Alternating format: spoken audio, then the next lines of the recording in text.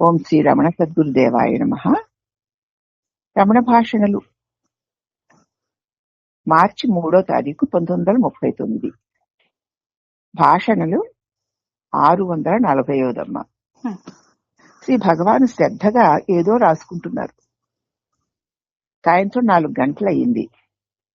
రాయడం ఆపి ఉత్తరపు వైపు ఉన్న కిటికీ వైపుగా మెల్లగా చూపుని మరలించారు.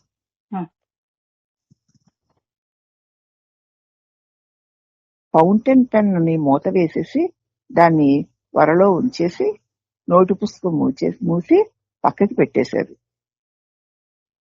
కంటి అద్దాలు తీసి వరలో పెట్టి పక్కనే ఉంచారు, కవర్లో పెట్టి. కొంచెం వెనక్కి వాలి తల ఎత్తి హాలు పై కప్పు వైపుకు చూస్తూ తలని ఇటు అటు తిప్పుతూ చూడడం మొదలు పెట్టారు. మళ్ళీ చేత్తో ముఖం రాసుకుంటూ ఏదో ఆలోచిస్తున్నట్లుగా హాల్లో ఒకరి వైపుకు తిరిగి మెల్లగా ఇలా అన్నారు. ఒక పిచ్చుకల జంట ఇప్పుడే ఇక్కడికి వచ్చి నాతో ఫిర్యాదులు చేస్తోంది. ఒక పిచ్చుకల జంట వచ్చి నాతో ఫిర్యాదు చేస్తోందట. వాటి గూడుని ఎవరో తీసేస్తారు. నేను పైకి చూస్తే ఆ గూడు కనపడలేదు అన్నారు. అప్పుడు తర్వాత పరిచారకుడు మాధవస్వామిని పిలిచి అడిగారు, మాధవ, ఆ పావురాల గూడిని ఎవరైనా తీసేశారా ఏమి అని. మాధవస్వామి తీరికగా లోపలికి వస్తూ తట్టునట్లుగా అలా ఊరుకున్నాడు. ఆ గూటిని ఎన్ని మార్లు కడితే అన్ని మార్లు నేనే తీసేస్తున్నా. చివరికి ఇంక దాన్ని పూర్తిగా మధ్యాహ్నమే తొలగించేశాను అన్నాడు మాధవస్వామి. అప్పుడు మహర్షి అన్నారు, అది సంగతి. అందుకే పాపం పిచ్చుకలు మొరబెట్టుకుంటున్నాయి. పాపం చిన్ని పక్షులు కదా అని చిన్ని ముక్కుతో పోచా తెచ్చి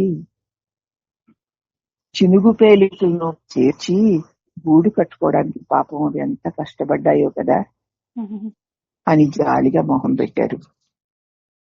మాధవస్వామి అన్నాడు, అవి ఇక్కడే మన తల మీదే పెట్టాలా ఏమిటి ఆ గూడుని అన్నాడు. అప్పుడు మహర్షి సరి చూస్తాంగా, చివరికి ఎవరు నెగ్గుతారో అన్నారు భగవాన్. కొంచెం సేపటికి భగవాన్ హాల్ వెలుపలికి వెళ్ళిపోయారు. నెమ్మదిగా పక్షులు వచ్చి భగవాన్ తల మీద గూడు పెట్టేసుకున్నాయి. కాబట్టి భగవాన్ ప్రతి ప్రాణి యొక్క మొరని అతి జాగ్రత్తగా వినేవారు. వారి మొరని చక్కగా తీర్చేవారు కూడా. భగవాన్ అంతా మరి జీవ కారుణ్యం కలిగిన వారు ఎవ్వరూ లేరు. అసలు ప్రతి చిన్నదాన్ని మనం పట్టించుకో. అసలు ఒక ప్రాణులని అవి కష్టంలో ఉన్నాయని, అవి ఎంతో శ్రమ పడుతున్నాయి అనేటువంటి ఛాసే మనకు ఉండదు. ఎవరి పెట్లు వచ్చాయి వెళ్ళాయి. మళ్ళీ బియ్యం వేస్తుంటూ వచ్చి ఇల్లు గోలగోలు చేసిపోతాయి. ఎందుకు వచ్చినా ఎప్పుడన్నా పడిపోయిన బియ్యం తినడానికి వచ్చినా రెండోసారి బియ్యం వేయం. మనం ఇలా ఉంటాం. కానీ భగవాన్ ప్రతి ప్రాణి యొక్క కష్టాన్ని, జీవించడానికి వాళ్ళు పడుతున్న తాపత్రయాన్ని చూసి ఎంతో జాలితో వాటికి ఏమాత్రం అడ్డు కలిగించకుండా తాను ఏమాత్రం సహకారం చేయగలరో అది చేస్తూ అందరికీ చూపించేవారు జీవుల పట్ల ఇలా ఉండాలి అని. ఎందుకంటే ఒకసారి అన్నం పెడితే మళ్ళీ వస్తుంది కదా కుక్క, అది దానికి అసలే పెట్టం. నిజంగానే ఒకసారి పెడితే రెండోసారి వస్తుంది.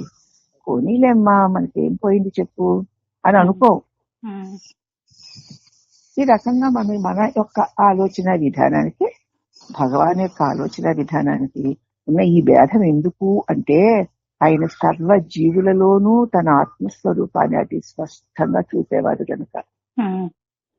ఆయనకి సర్వజీవుల బాధ తన బాధగా తోచేది కనుక. మనకేమో నా చిన్ని పద్ధతి శ్రీరామ రక్ష. కాబట్టి స్వపర భేదం దేహాభిమానం వల్లనే కలుగుతుంది. దేహాభిమాన రహితుడైన వాడు ఎలాగ ప్రవర్తిస్తాడో పరమజ్ఞాని పరమాత్ముడైన శ్రీరమణ భగవాన్ని చూసి మనం నేర్చుకోవచ్చు. మనం చూడకపోయినా చూసిన వారు చెప్పిన వ్రాసిన కథల్ని చూస్తున్నాం కదా. అవునమ్మా, వింటున్నాము. చూసే విని మరి ఆ రకంగా కొంచెమైనా జీవకారుణ్యం కలిగి ఉండొచ్చు కదా మనం. ఉండాలమ్మా. అందుకోసం మనం చదువుకోవడం ఏదో కథలు చెప్పుకోవడానికి ఏమిటి కాదు.